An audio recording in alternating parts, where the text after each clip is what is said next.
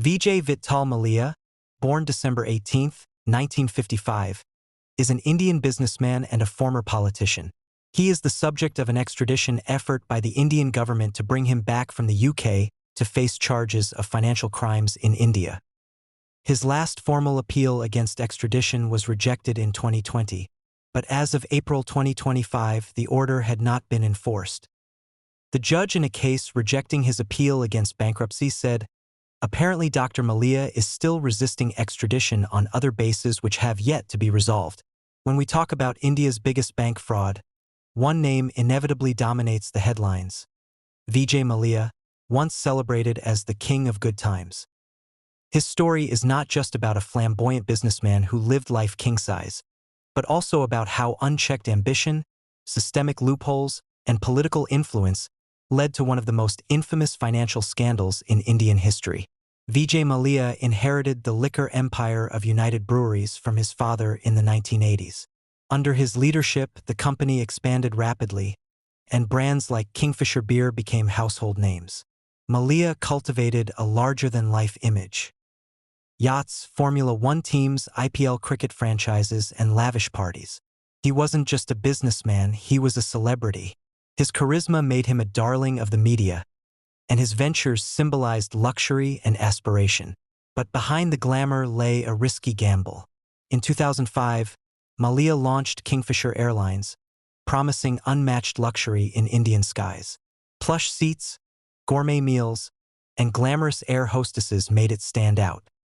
Yet, aviation is a tough business, and Kingfisher was built more on borrowed money than sustainable revenue. The son of a businessman who was also in the alcoholic beverages business, Mallya is the former chairman of United Spirits, the largest spirits company in India, and continues to serve as chairman of United Breweries Group, an Indian conglomerate with interests including beverage alcohol, aviation infrastructure, real estate, and fertilizer.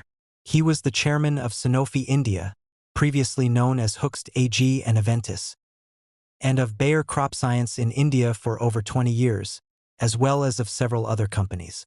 Mallya was also the founder and former owner of the defunct Kingfisher Airlines and former co-owner of the Force India Formula One team before it went into administration.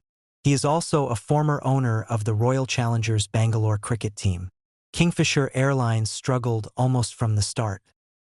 Rising fuel costs, poor management, and aggressive expansion without profitability created a financial black hole.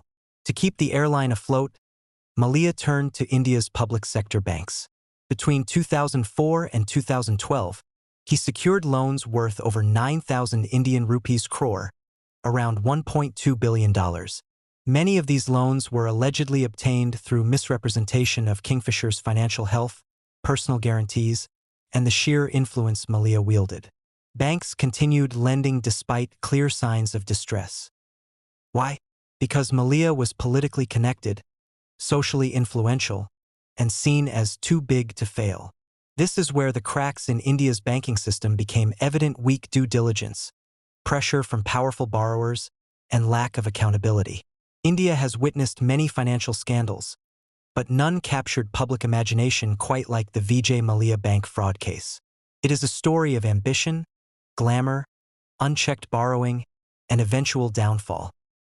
Vijay Mallya, once hailed as the king of good times, became the face of corporate excess and financial mismanagement. His journey from celebrated tycoon to fugitive billionaire is not just about one man. It is about the vulnerabilities of India's banking system, the influence of power, and the lessons learned from one of the country's biggest financial frauds. Vijay Mallya was born on December 18, 1955, in Buntaval, Karnataka. His father, Vijay Mallya, was already a prominent businessman, heading the United Breweries Group. Vijay inherited not just the empire but also the charisma to expand it. Educated at La Martiniere, Calcutta, and St. Xavier's College, Kolkata, Mallya graduated with a commerce degree in 1976. At just 28, after his father's death, Mallya became chairman of United Breweries. Under his leadership, the company transformed into a global conglomerate. Brands like Kingfisher beer became synonymous with youth, fun, and luxury. Mallya cultivated a flamboyant image: yachts, racehorses, Formula One teams, and IPL cricket franchises. He wasn't just a businessman, he was a celebrity. In 2005, Mallya launched Kingfisher Airlines, promising unmatched luxury in Indian skies. The airline offered gourmet meals, stylish uniforms, and premium services. It quickly became popular among urban elites. But aviation is a notoriously difficult industry. Kingfisher expanded aggressively, buying aircraft and routes without focusing on profitability. Behind the glamour, the airline was bleeding money. Rising fuel costs, poor management, and overexpansion created a financial black hole. To sustain operations, Mallya turned to India's public sector banks for loans. Between 2004 and 2012, Kingfisher Airlines borrowed over 9,000 Indian rupees crore from a consortium of banks. Many loans were allegedly obtained through misrepresentation of financial health and personal guarantees. Banks, dazzled by Mallya's stature and political connections, continued lending despite clear warning signs.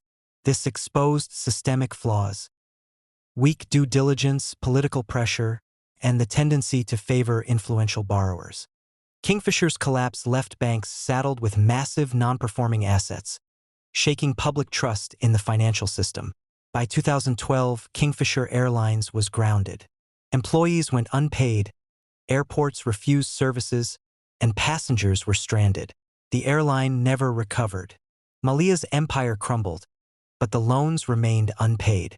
The fraud wasn't just about one failed airline. It symbolized how public money was misused and how regulatory safeguards were bypassed. For ordinary Indians, it was shocking to see a billionaire living lavishly while banks struggled to recover taxpayer money. In 2016, as investigations intensified, Vijay Mallya quietly left India for the UK. He was accused of willful default, money laundering, and diversion of funds. The Indian government sought his extradition, but the process proved lengthy. Mallya argued he was being unfairly targeted, but courts in India and abroad saw mounting evidence of fraud. His escape sparked outrage. How could someone accused of defrauding banks walk away so easily? The case became symbolic of white-collar crime in India, wealthy individuals exploiting loopholes while ordinary citizens faced strict accountability. India formally requested Mallya's extradition in 2017.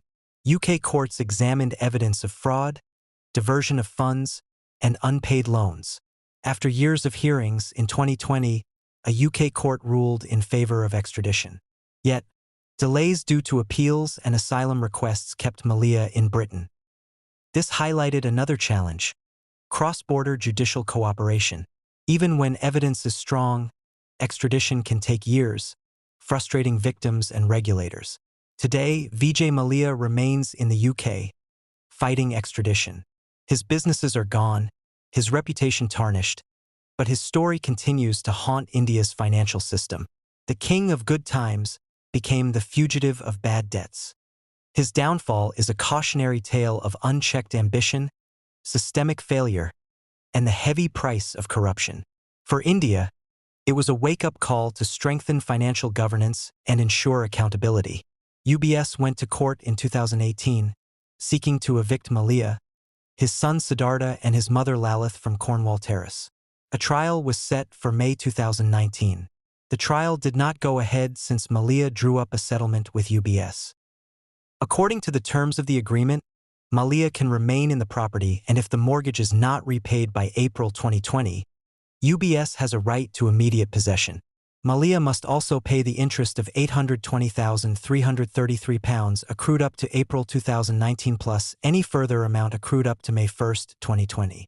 He was also instructed to pay legal costs of £1,047,081 and receivers' costs of £223,863.76 in December 2018. The court ruled that he can be extradited to India to face fraud investigations. 8. In July 2019, Mallya was granted permission to appeal to London's High Court against his extradition.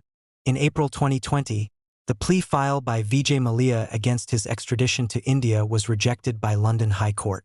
In June 2025, Vijay Mallya made a rare public appearance in Raj Shamani's podcast for a 4-hour-long interview.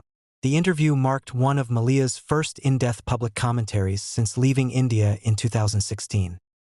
The appearance triggered renewed media coverage and public debate in India, with users calling it as an attempt to whitewash his image with criticism over the platforming of a controversial figure amidst his fugitive status. Mallya claimed he repaid 14,000 Indian rupees crore against loans totaling 6,200 Indian rupees crore. This isn't just the story of one man. It's the story of how India's banking system was manipulated, how public trust was betrayed, and how reforms were born out of scandal. The Vijay Mallya case remains India's biggest bank fraud, a reminder that glamour can hide rot, and unchecked power can devastate nations.